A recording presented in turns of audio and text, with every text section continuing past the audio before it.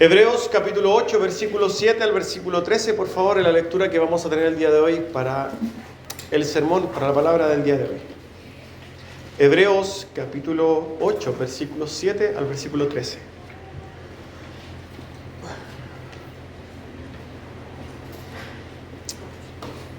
Dice así entonces la palabra de nuestro Dios. Porque si aquel primero hubiera sido sin defecto, ciertamente no se hubiera procurado lugar para el segundo. Porque reprendiéndolos, dice: he aquí vienen días, dice el Señor, en que estableceré con la casa de Israel y la casa de Judá un nuevo pacto. No como el pacto que hice con sus padres el día que los tomé de la mano para sacarlos de la tierra de Egipto, porque ellos no permanecieron en mi pacto, y yo me disentí de ellos, dice el Señor. Por lo cual este es el pacto que haré con la casa de Israel después de aquellos días, dice el Señor. Pondré mis leyes en la mente de ellos y sobre sus corazones las escribiré, y seré a ellos por Dios y ellos me serán a mí por pueblo. Y ninguno enseñará a su prójimo ni ninguno a su hermano diciendo: conoce al Señor, porque todos me conocerán, desde el menor hasta el mayor de ellos.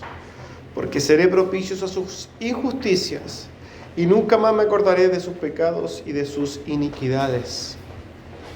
Al decir nuevo pacto, ha dado por viejo al primero, y lo que se da por viejo se envejece y está próximo a desaparecer. Toma asiento, hermanos.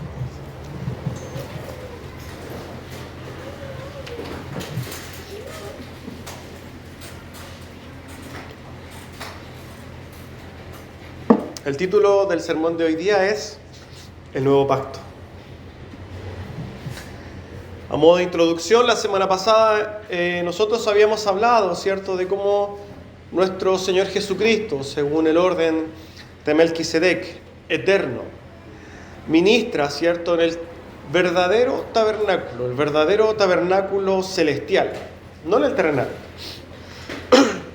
El autor de la epístola, ¿cierto?, a los hebreos ha mostrado continuamente la superioridad de Cristo, ¿cierto?, de su persona, de su oficio, de su calidad, respecto a los esfuerzos terrenales. A través de un sinnúmero de comparativas, el autor de Hebreos ha mostrado continuamente la superioridad de Cristo, su oficio, ¿cierto? Todo de Cristo ha sido superior a lo que la vieja ley dada a Moisés en el Sinaí, sus preceptos, ceremonias, todo su dinámica ceremonial, todo lo que tenían que hacer, sus sacrificios, todo eso era inferior totalmente a lo que realmente es superior, ¿cierto? Es una cosa obvia, que es Cristo, su oficio, su sacrificio, y juntamente con todo lo que Cristo trae consigo un nuevo pacto. Y este es el pacto del cual el autor va a seguir hablando. Nosotros hemos solamente dividido el capítulo 8 en dos partes, ¿cierto? Lo que vimos la semana pasada y lo que vamos a ver hoy, y que sin duda van de la mano. Es tanto así que el autor la semana pasada había dado un ápice, había nombrado ya, se había introducido a este tema del pacto en el versículo número 6, diciendo: por tanto ahora mejor ministerio es el suyo, cuanto es mediador de un mejor pacto, establecido sobre mejores promesas. Ese fue el último pasaje que vimos la semana pasada y sirve de introducción para lo que vamos a ver hoy. Vamos al texto para que podamos entonces desarrollarlo. Dice el versículo 7 al versículo 9: porque si aquel primero hubiera sido sin defecto, refiriéndose claramente a aquel primer pacto, ciertamente no se hubiera procurado lugar para el segundo. Porque reprendiéndolos dice: he aquí vienen días, dice el Señor, en que estableceré con la casa de Israel y la casa de Judá un nuevo pacto. No como el pacto que hice con sus padres el día que los tomé de la mano para sacarlos de la tierra de Egipto, porque ellos no permanecieron en mi pacto, y yo me desentendí de ellos, dice el Señor. Vemos entonces que el autor comienza, o de alguna manera comienza, está hablando en el versículo 7 respecto de lo que habíamos hablado en el versículo 6. Está haciendo referencia a dos pactos. Nosotros creemos, ¿cierto?, con toda seguridad en la teología del pacto, que muy probablemente muchos no entiendan o no conozcan.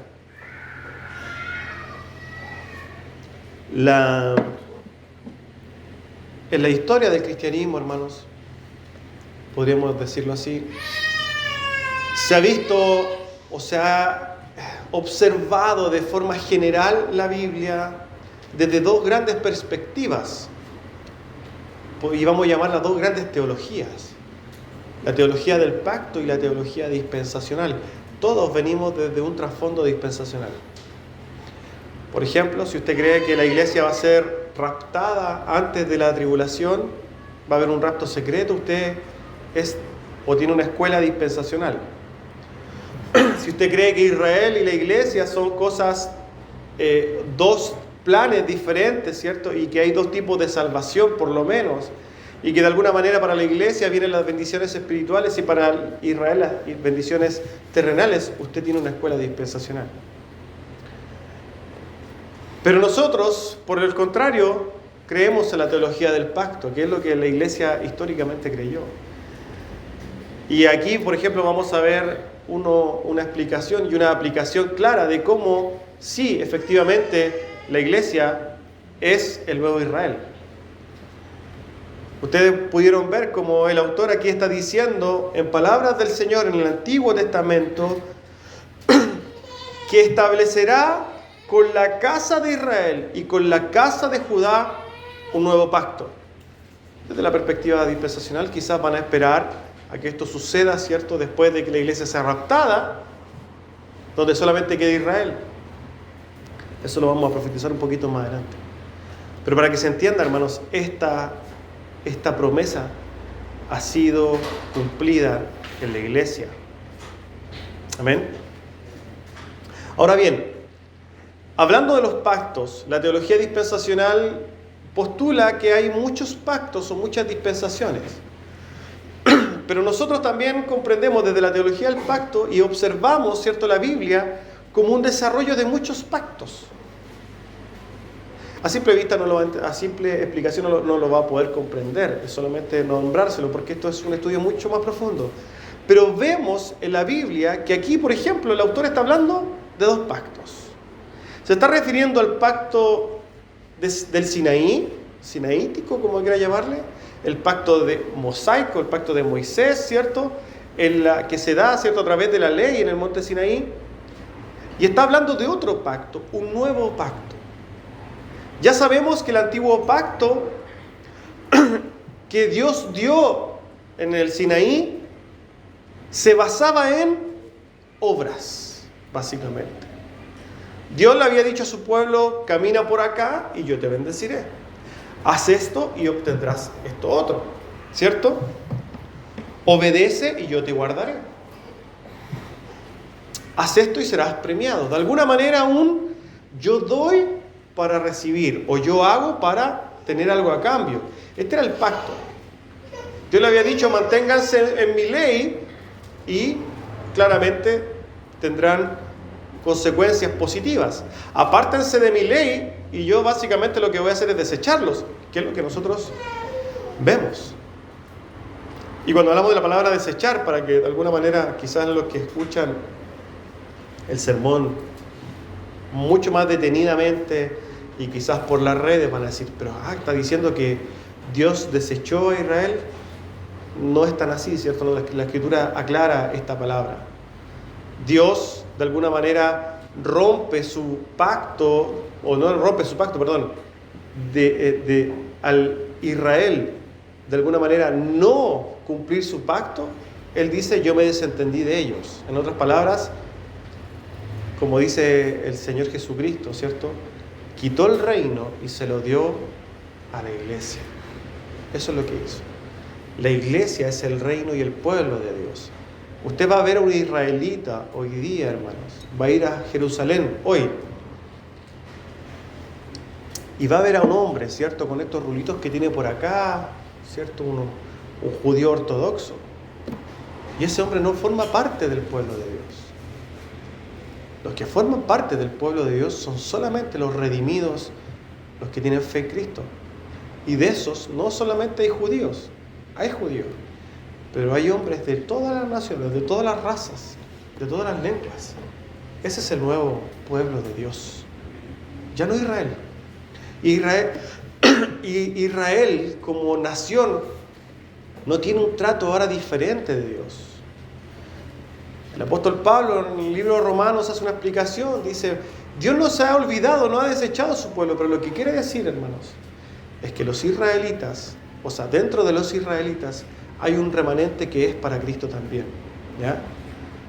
Pero el pueblo de Dios está conformado por todos los hombres que han creído en Jesucristo, por todas las lenguas, de todas las naciones. Es importante comprender esto. Ahora bien, volviendo a los pactos. El Señor, en el monte Sinaí, todos vieron la película de Moisés, ¿cierto? Cuando se divide el mar, hasta los que no creen, han visto la película de Moisés, porque en Semana Santa, que estamos pronto, las van a dar todas de nuevo, ¿cierto? Y todos ven las películas de nuevo. Bueno, cuando van, ¿cierto?, y el Señor le da la ley a Moisés, está dándole, ¿cierto?, un pacto, está estableciendo un pacto con Israel, con la nación de Israel. ¿Y qué es lo que hace Israel? No hizo caso. Ahí eso es lo que está diciendo el Señor. Que el nuevo pacto, cual está introduciendo el autor de Hebreos, no es como el pacto, como dice el Señor, que hice con sus padres, hablando del pueblo de Israel. El día que tomé de la mano para sacarlo de la tierra de Egipto, cuando lo sacó de Egipto les dio un pacto, dice, porque ellos no permanecieron en mi pacto y yo me desentendí de ellos. Nosotros vamos a ver en la narración del Antiguo Testamento cómo los profetas continuamente les dicen al pueblo de Israel, vuelvan al pacto, vuelvan a la ley, obedezcan. El Señor va a hacer esto, va a hacer esto. Y finalmente lo que hace la nación de Israel, por la perversión de sus corazones, obviamente, y porque claramente esta ley en Moisés, en un sentido es ineficaz, porque no puede salvar a nadie, era algo esperable que claramente el pueblo de Israel se iba a apartar de su ley y finalmente iba a suceder lo que sucedió. Y es que en esta ineficacia de la ley de Moisés de salvar a los hombres, porque pregúntese esto, ¿a cuántas personas salvó la ley de Moisés? A ninguna. Porque la ley en su perfección, cuando hablamos de ineficacia no significa que era imperfecta. La ley del Señor dada en el monte Sinaí era una ley perfecta, pero era ineficaz en el sentido de salvar a las personas. ¿Por qué? Porque claramente no era el objetivo. El apóstol Pablo dice que la ley o que la letra mata, ¿cierto? Porque eso es lo que hace la ley. La ley mata, asesina o condena a todo hombre. Cuando nosotros nos vamos a la ley a los 10 mandamientos, ¿cierto? Y nos ponemos al espejo de la ley, ¿quién sale bien parado? ¿Quién dice, no, yo no tengo ningún pecado? Nadie. Y por tanto, al evidenciar el pecado del hombre, lo que hace es condenarlo. Eso es lo que hacía la ley de Moisés, una ley perfecta en ese sentido, pero ineficaz para salvar a los hombres. Por tanto, era necesario que Dios, y aquí me voy a corregir, no era necesario. Dios decidió en su amor y en su soberanía traer una nueva ley. ¿Para qué? Para que a través un nuevo pacto, para que a través de este nuevo pacto realmente la gente se pudiera salvar. Porque bajo el antiguo pacto nadie se podía salvar. Ahora bien, nosotros, hermanos amados, tenemos que comprender que este nuevo pacto ya está narrado, está de alguna manera anunciado desde las escrituras del Antiguo Testamento. No es algo que una israelita no o pudiera decir, no, es que a mí nunca nadie me dijo. Porque ciertamente está en las escrituras del Antiguo Testamento cómo el Señor anuncia un nuevo pacto. Generalmente nos va a suceder que cuando nosotros examinamos las escrituras del Antiguo Testamento, vemos claramente cómo todo lo que hace Cristo está anunciado en el Antiguo Testamento y decimos, ¿cómo los hebreos no se dan cuenta? ¿Cómo los hebreos no reconocieron a Cristo? Era tan evidente, ¿cierto? Pero nosotros hoy día también tenemos que comprender, hermanos, que nosotros tenemos el Nuevo Testamento. Todo. ¿Pero qué pasaba cuando predicaba el apóstol Pablo? ¿Por qué predicaba? ¿El apóstol Pablo acaso citaba, por ejemplo, el Evangelio de Juan? No. ¿Por qué? Porque lo que había ahí era solamente la escritura del Antiguo Testamento y a través de ella predicaba. Nosotros hoy día, por tanto, hermanos, tenemos una luz mucho más grande, tenemos mucha más claridad, tenemos muchas más herramientas para poder acercarnos. Y por otro lado va a surgir la duda, ¿y qué pasa con los israelitas hoy día que tienen toda la escritura? Y aquí vamos a ver cuán es importante y cómo es, de alguna manera, imprescindible la obra del Espíritu Santo en el corazón del hombre. Porque sin la obra del Espíritu Santo en el corazón del hombre, el hombre no puede ver hasta la verdad más evidente de las Escrituras. Cuando nosotros vemos la Escritura hoy día, decimos, uy, con claridad, es muy claro. Pero hermanos, toda la gente tiene una Biblia en la casa y no la entiende. La gran mayoría de la gente dice, no, es que yo empecé a leer la Biblia y ¿qué le pasó? Que no entendí. Y no entienden nada. ¿Sabes lo peor de esto? Que un montón de evangélicos no entienden la Biblia. Y lo peor aún, un montón de pastores no entienden la Biblia. Y están en las iglesias sin siquiera saber leer algunos. Ya, eso es impresentable, ¿cierto? Bueno, lo primero que vemos entonces, para quizás resumir estos tres primeros versículos, es que el autor de Hebreos está ocupando las Escrituras para decirle a sus oyentes hebreos que si bien ellos estaban de alguna manera relacionados con la ley de Moisés, recordemos que los hebreos siempre citaban a Moisés porque era el dador de la ley, él está diciendo, ojo, en las Escrituras vamos a encontrar un nuevo pacto. Y aquí hay un nuevo pacto. Entonces, ¿cuál es este nuevo pacto? ¿De qué se trata este nuevo pacto? Dice, versículo 10 y 11, por lo cual este es el pacto que haré con la casa de Israel. Después de aquellos días, dice el Señor, pondré mis leyes en la mente de ellos y sobre su corazón las escribiré y seré a ellos por Dios y ellos me serán a mí por pueblo. Y ninguno enseñará a su prójimo, ¿no? Ni ninguno a su hermano diciendo conoce al Señor, porque todos me conocerán desde el menor hasta el mayor de ellos. El autor de la epístola a los hebreos sigue citando las escrituras del Antiguo Testamento. En este caso está citando a Jeremías 31.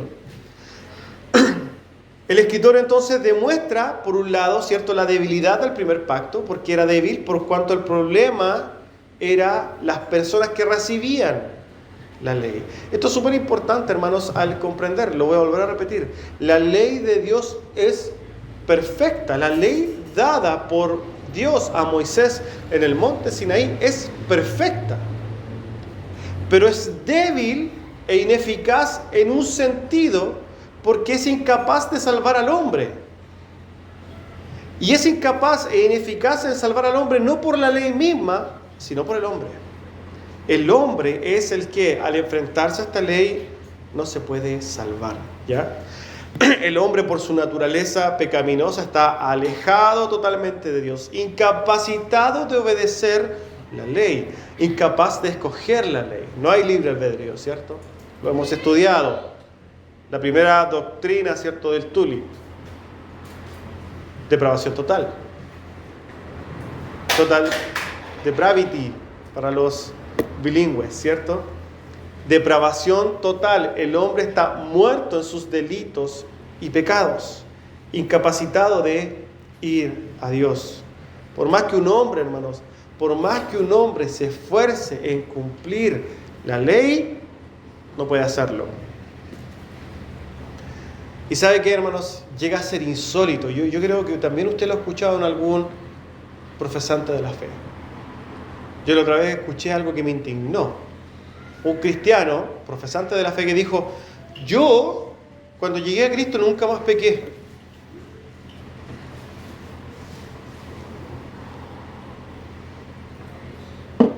¿Cómo alguien, hermanos, puede llegar a decir tal herejía? Podríamos llamarlo.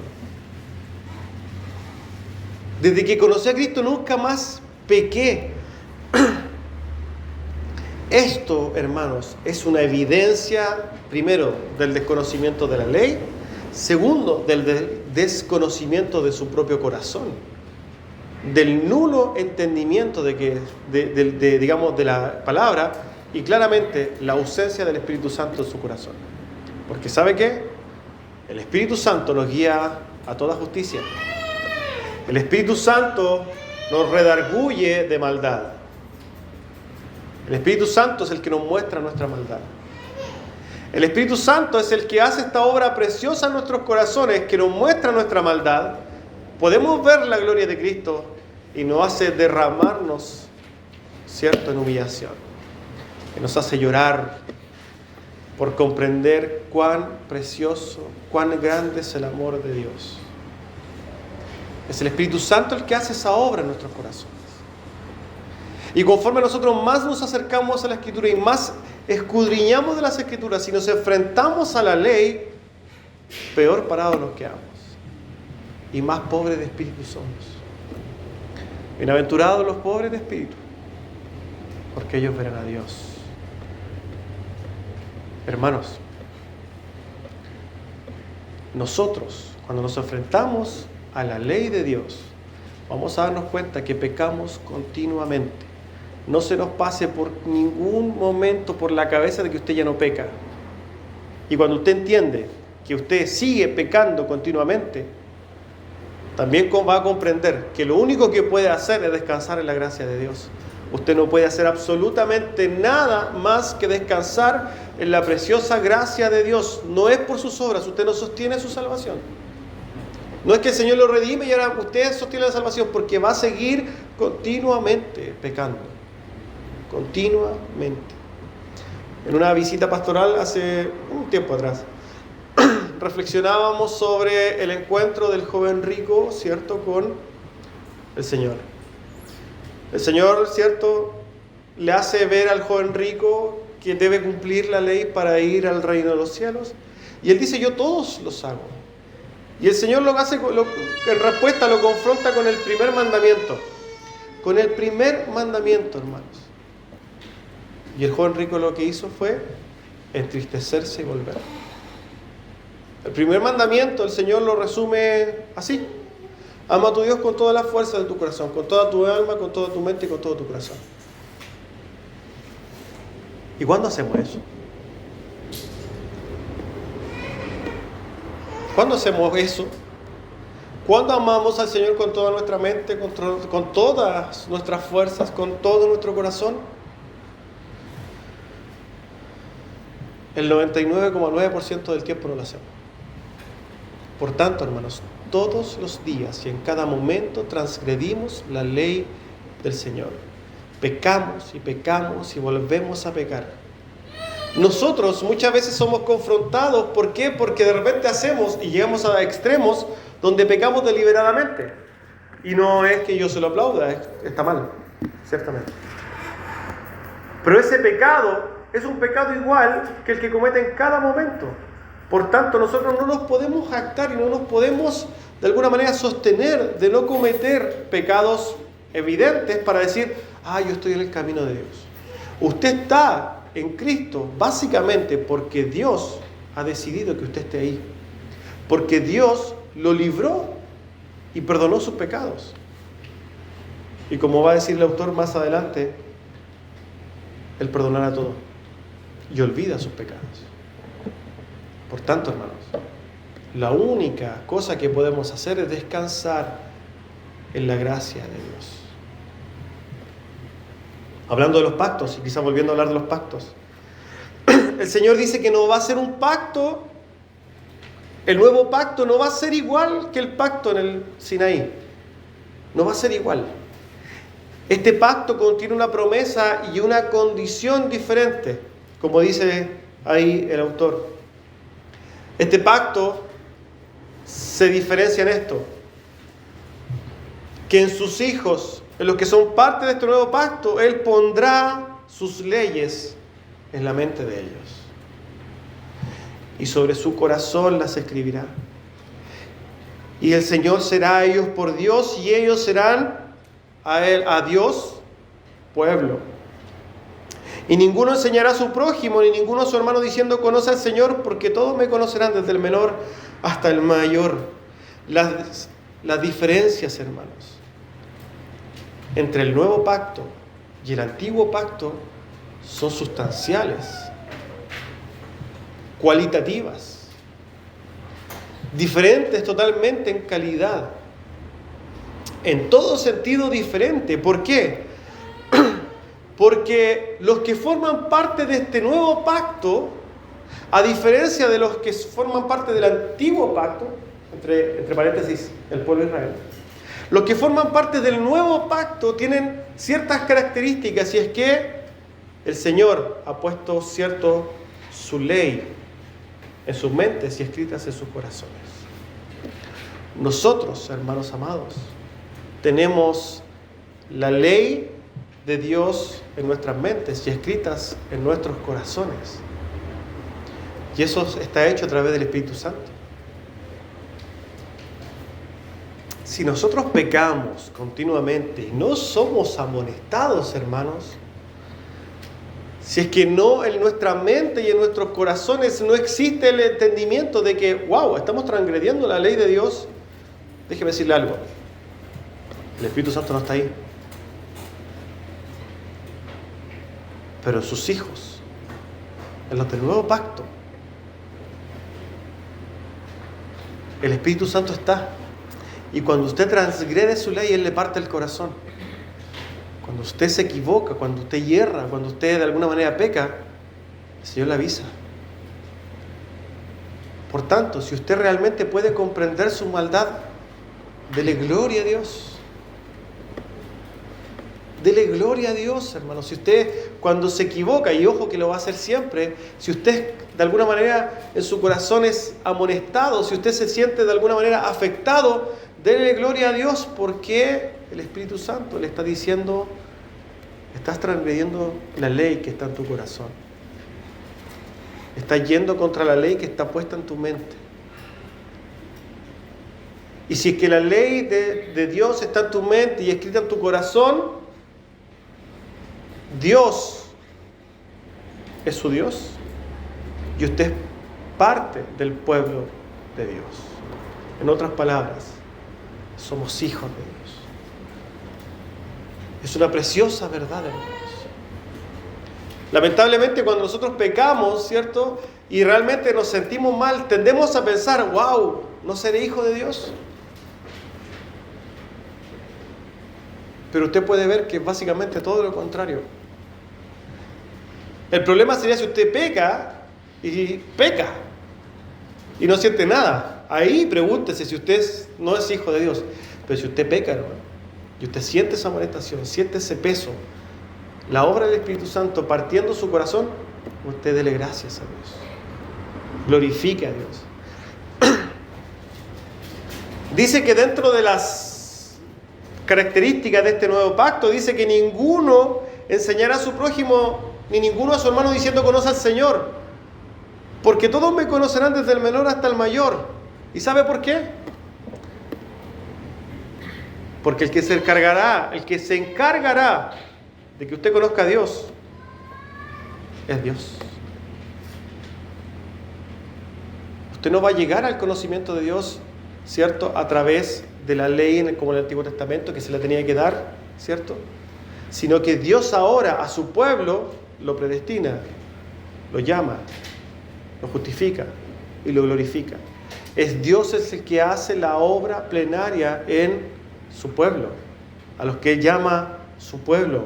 La obra completa es de nuestro Señor. Y como hemos dicho, hermanos, ¿en quién se cumplen todas estas preciosas promesas? En su iglesia. Es su iglesia la que hoy día toma este precioso nuevo pacto para sí mismo y disfrutamos de este nuevo pacto. Pero, ¿por qué dice la Escritura que lo hará con la casa de Israel y la casa de Judá? Un problema para la división dispensacional. Un problema para un dispensacional. ¿Cómo? Explícame esto, por favor. ¿Acaso las promesas de Judá e Israel no son las terrenales? Hermanos, nosotros somos el Israel espiritual. Nosotros somos los circuncidados no de carne, sino de corazón.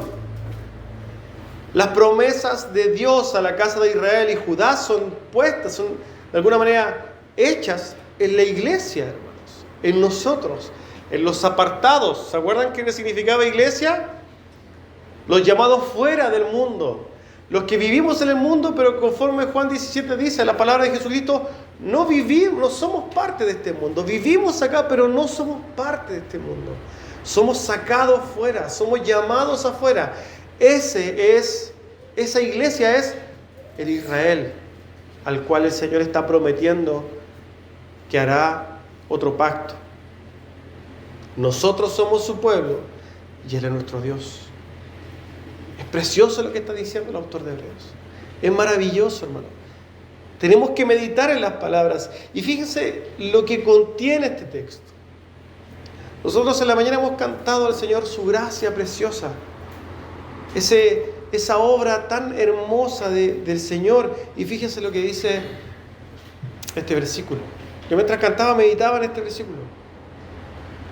Versículo 12. Porque seré propicio a sus injusticias y nunca más me acordaré de sus pecados y de sus iniquidades. Aquellos que tienen la ley de Dios en sus mentes y escritas en sus corazones reciben un tratamiento especial de parte de Dios. Y si bien nosotros sabemos que nuestros pecados son perdonados, y lo repetimos, ¿cierto? Nuestros antecedentes han sido limpiados. Poco meditamos, hermanos, en esta preciosa verdad. Poco meditamos en esta preciosa verdad. Cuando el Señor dice que Él será propicio a nuestras injusticias, Él utiliza la palabra griega ileos. Y esta palabra significa compasivo, misericordioso.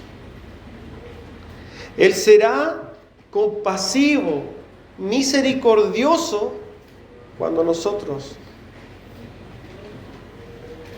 transgredamos su ley, cuando nosotros practiquemos iniquidad. Y ese, hermano, es una verdad para la iglesia de Cristo.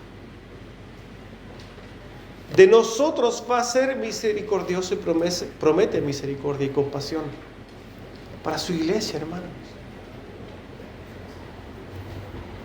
Cuando Dios perdona el pecado de su pueblo, lo hace y no se vuelve a acordar nunca más de nuestras transgresiones. Una vez que Él perdona a su iglesia, una vez que usted lo redime, nos transforma, hermanos, de alguna manera y nos da la misma naturaleza que Adán y Eva en el huerto de Edén, antes de pecar.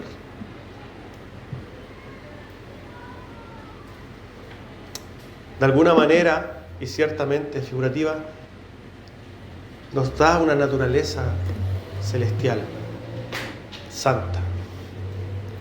Porque todos los pecados, y a pesar de que cometamos muchos pecados, el Señor nos ve limpio, sin mancha. Nuestros pecados han sido, hermanos, lavados. En este nuevo pacto, hermanos, en todo el Israel espiritual, en la iglesia, hay una recepción continua de gracia y de misericordia de parte de Dios. Y esta es una seguridad en la cual nosotros debemos meditar profundamente. Este llamado de donde el Señor dice: yo perdonaré sus pecados y nunca más me acordaré de ellos, y que por lo demás forma parte primordial también de la predicación de nuestro Evangelio, del Evangelio. Como dice Isaías, ¿cierto? En su capítulo 1.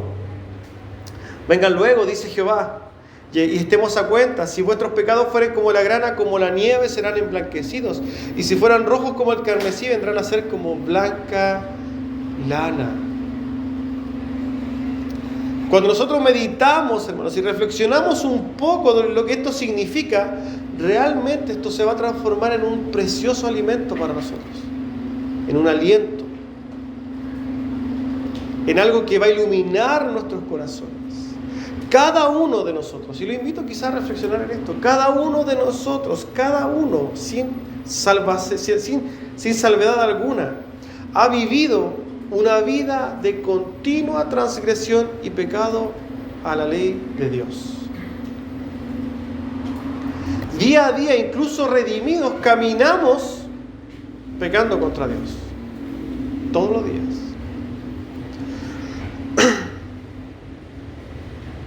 Continuamente fallamos. Y no solamente pecamos en estos pecados que vienen siendo parte de la naturaleza humana. Pecamos y nosotros incluso pecamos a sabiendas. Hacemos lo que no queremos hacer y no hacemos lo que deberíamos hacer, igual que el apóstol Pablo. Cada uno de nosotros, hermanos, lucha con su propia carnalidad, con su propia carne, con el viejo hombre todos los días. Y de vez en vez caemos. Algunos con mayor frecuencia, otros con menor frecuencia, pero cada uno de nosotros cae. Es una verdad absoluta. No existe el cristiano que se redimió y nunca más cae. Eso es falso. Eso es un cuento de hadas que se vende en una pseudo santidad. No, usted va a caer.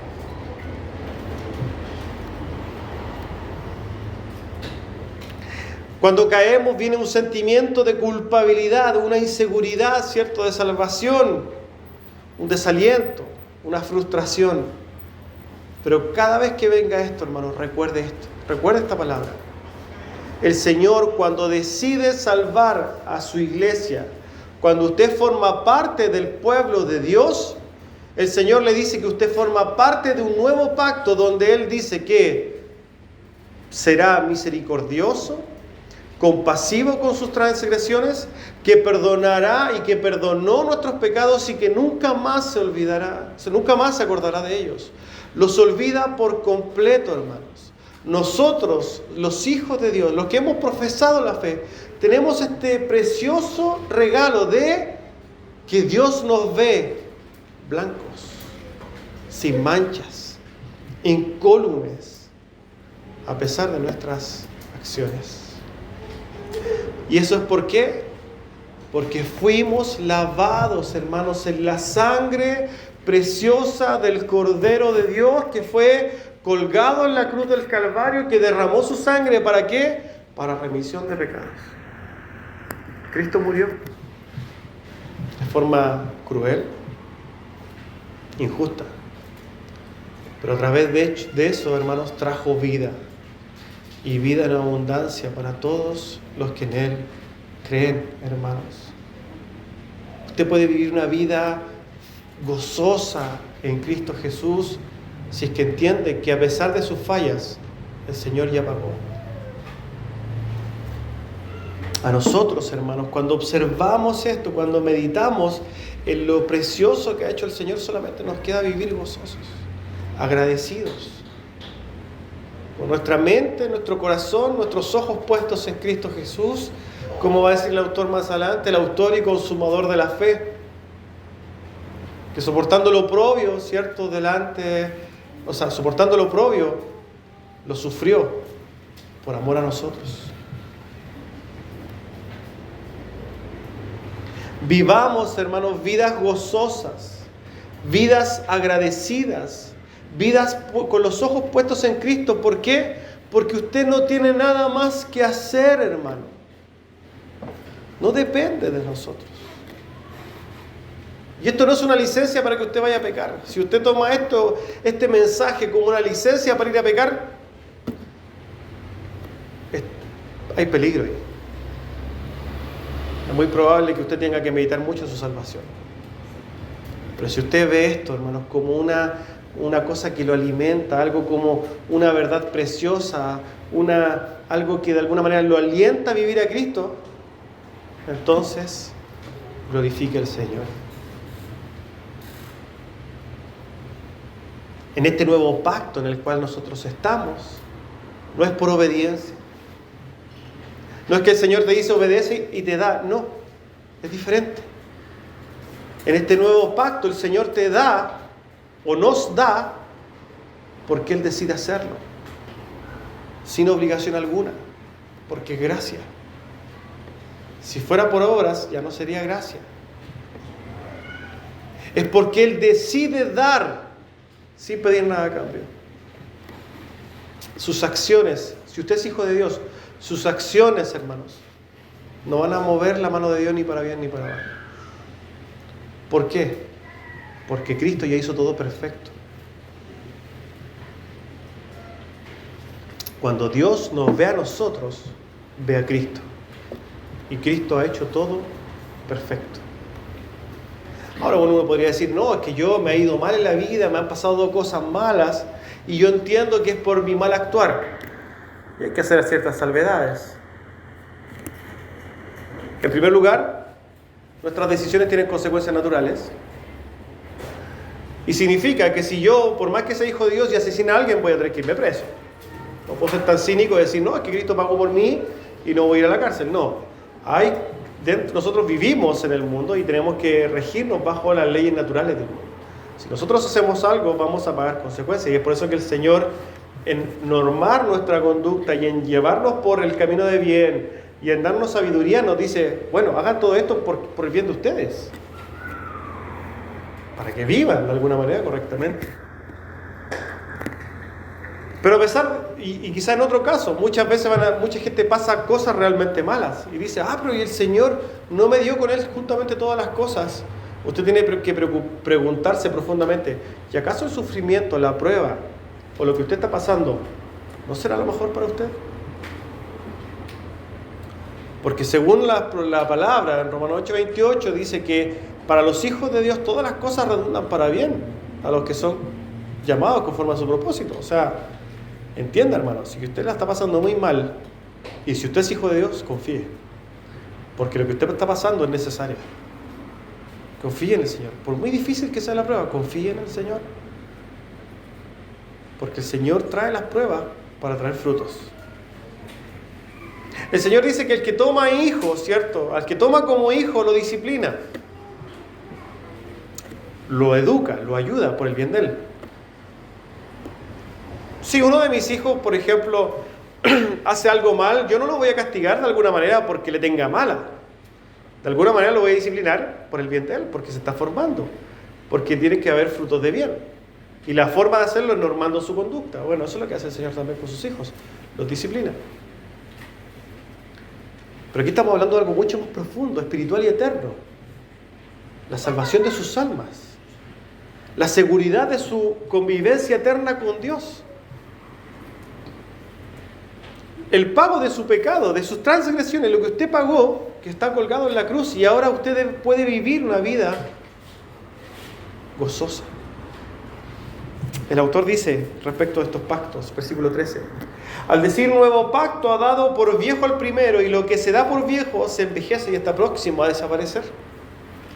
Hay que dejar claro, hermanos, entonces, lo que deja claro el autor, es que es Dios el que introduce la palabra nuevo pacto y que, obviamente, lo dice ahí, establecer un nuevo pacto con la casa de Israel y con la casa de Judá. En Cristo, entonces, el nuevo pacto ha llegado a ser el pacto definitivo, eterno, nuevo, y por consecuencia entendemos que va a haber un viejo pacto. Si hay un nuevo pacto es porque hay uno que era viejo, ¿cierto?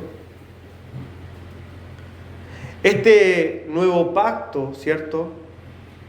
Ya Dios lo anuncia a través de Jeremías.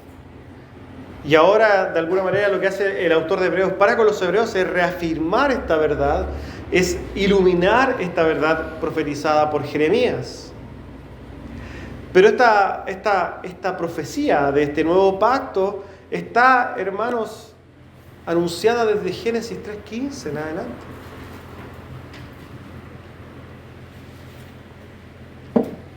Y está anunciada por toda la Biblia.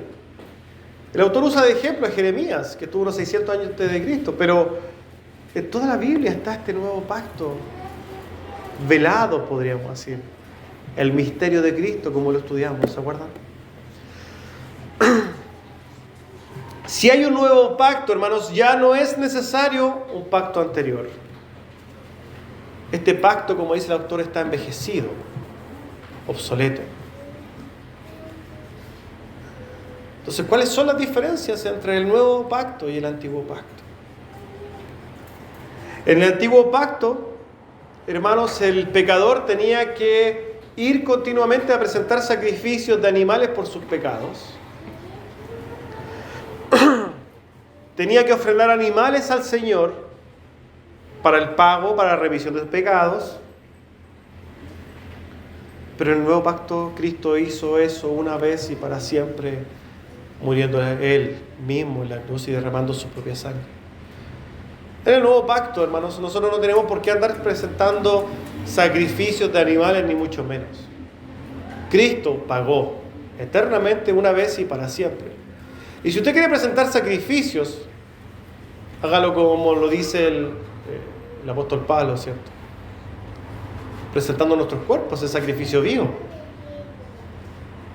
dispuestos a la obra. Es un sacrificio, pero no es un sacrificio que va a perdonar sus pecados. Es un sacrificio que usted va a hacer y que de alguna manera el único beneficiado va a ser usted.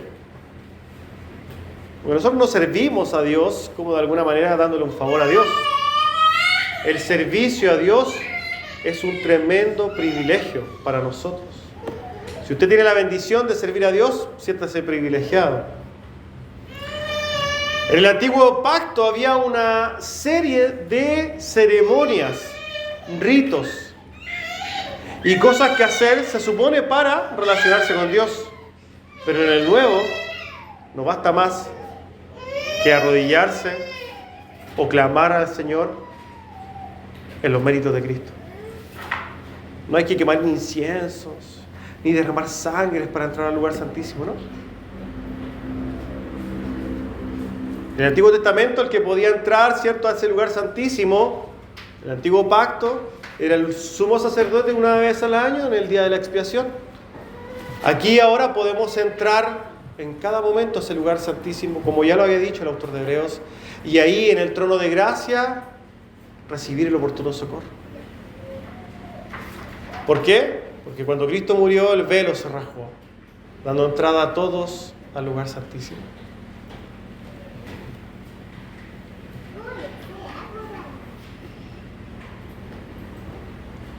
En el antiguo pacto había muchas restricciones, incluyendo la nacionalidad. El antiguo pacto era para una nación de sangre, a los hebreos. Estaba de alguna manera restringida a ellos y a los que de alguna manera se hacían o se judaizaban, ¿cierto? Pero ahora el nuevo pacto no tiene restricciones. Es para todo el mundo, toda lengua, toda nación, toda tribu. En todo el mundo puede entrar a este nuevo pacto. El antiguo pacto consistía en hacer para obtener. El nuevo pacto en Cristo es, nosotros ya tenemos, hagamos por gratitud, hagamos por entendimiento. Lamentablemente, cuando nosotros vemos hoy día muchos profesantes de la fe, incluso en las iglesias evangélicas, viven de alguna manera en el antiguo pacto, haciendo cosas para que Dios haga.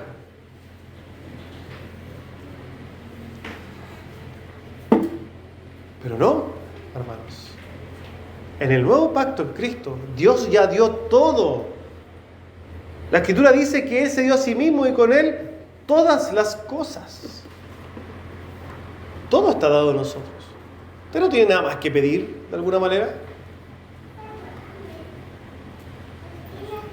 No estoy diciendo que no ore pidiendo a Dios. No hay que sacar las palabras, ¿cierto?, de contexto. O las aclaro. El Señor nos llama a pedir continuamente. Todas las necesidades sí. Pero lo que estamos hablando es que el Señor, cuando se dio a sí mismo, nos dio la salvación y todas las bendiciones espirituales. Tenemos todo en Cristo. Las bendiciones de Dios no van a depender, ¿cierto?, si es que yo hago o no hago. Las bendiciones están dadas a nivel espiritual. El antiguo pacto era imperfecto porque no podía salvar a nadie.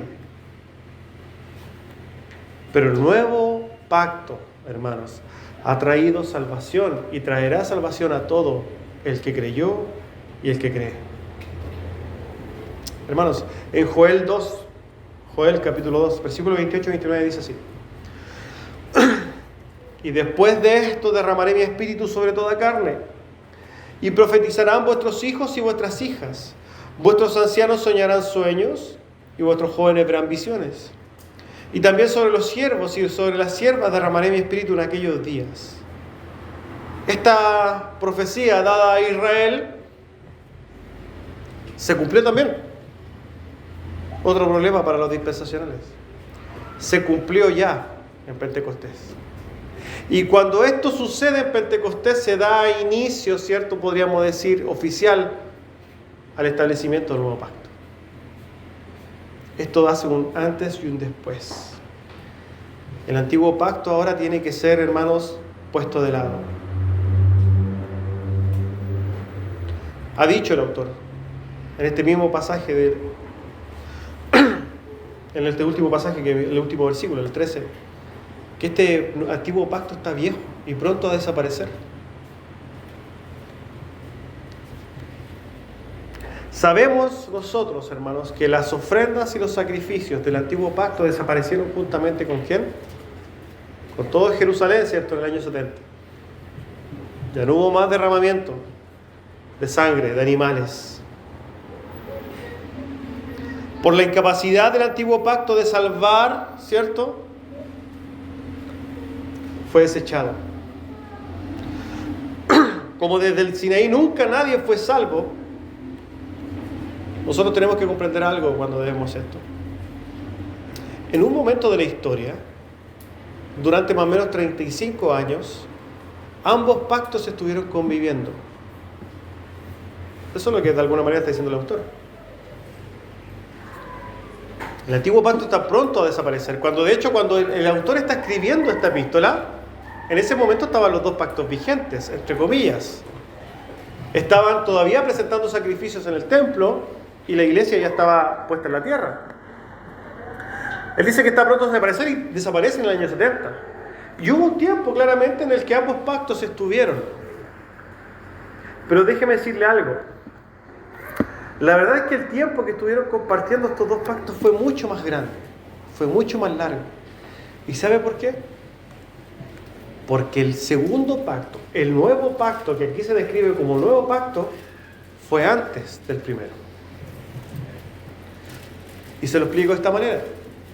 Todos los salvos de todos los tiempos, de toda la era bíblica, fueron salvados a través de este nuevo pacto. Todos los hombres, hermanos, que han sido salvados en la historia de la humanidad han sido salvados solo por la gracia de Dios a través de este pacto de sangre en la persona de Cristo. Ellos veían el pacto de Cristo hacia el futuro y nosotros lo vemos en retrospectiva. Pero por ejemplo, Abraham, que fue salvo, fue un hijo de Dios, fue salvo por la fe. De hecho, el autor más adelante va a decir, ¿cierto? Y va a hablar de la fe profundamente, pero el mismo Jesús dice en Juan 8, Abraham, vuestro padre, se gozó de que había de ver mis días y lo vio y se gozó.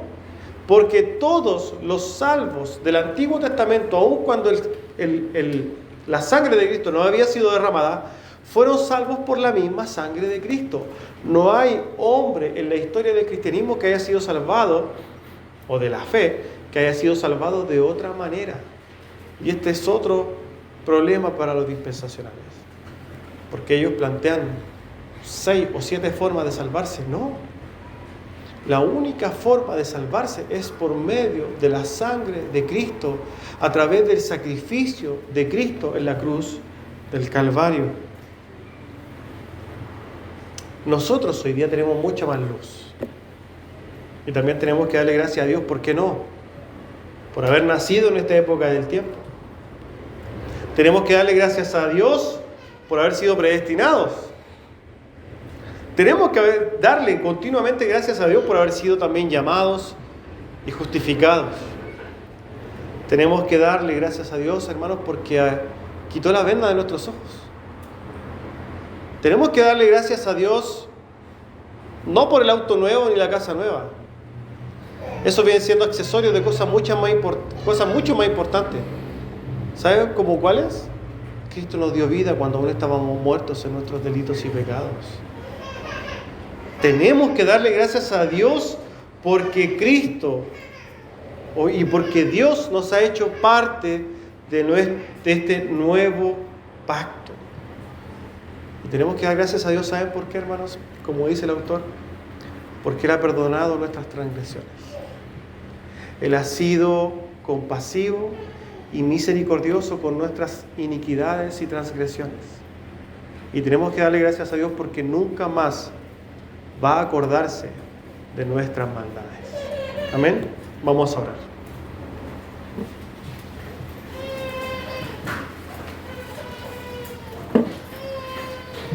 Amado Rey y bendito Señor, en los méritos de su Hijo amado nos presentamos esta mañana para glorificarle. Dale gracias, Señor, por este nuevo pacto precioso en el cual encontramos la salvación, en el cual somos parte, Señor. Gracias por su perdón. Porque sin duda, Señor, usted ha perdonado nuestras continuas rebeliones. Oh, cuán maldad, Señor, hay en nuestros corazones. ¿Qué sería de nosotros sin su amor, sin su perdón, sin esa gracia preciosa? Gracias por recordarnos, Señor, que ese amor que usted nos tiene es tan profundo, que incluso, Señor, lo llevó a la cruz. No hay forma, no hay palabras quizás para agradecerle tanto amor. Ayúdenos a vivir de forma agradecida, de forma entendida, viviendo y glorificando su nombre, entendiendo y de alguna manera en gratitud, entregando nuestros cuerpos, nuestras mentes, nuestros corazones, Señor, en gratitud a usted. Que las vicisitudes, que las circunstancias del mundo no nos hagan perder el norte, no nos hagan quitar nuestros ojos de esta preciosa verdad. Que las circunstancias no condicionen, Señor, nuestro amor y nuestra quizás pasión para con usted, sino que todo lo contrario. Cada cosa que vivamos nos lleve a las rodillas, Señor, a vivir meditando en su amor, glorificando su nombre. Alabamos y bendecimos su nombre. Le damos gracias, amado Rey, que sin duda usted ha manifestado su amor y su gracia para con nosotros. Damos por terminado, Señor, este servicio, dándole y glorificando, Señor, su nombre, porque usted es bueno, siempre bueno. En el nombre y por los méritos de su Hijo amado Jesús. Amén. Hermanos, hemos terminado esta mañana.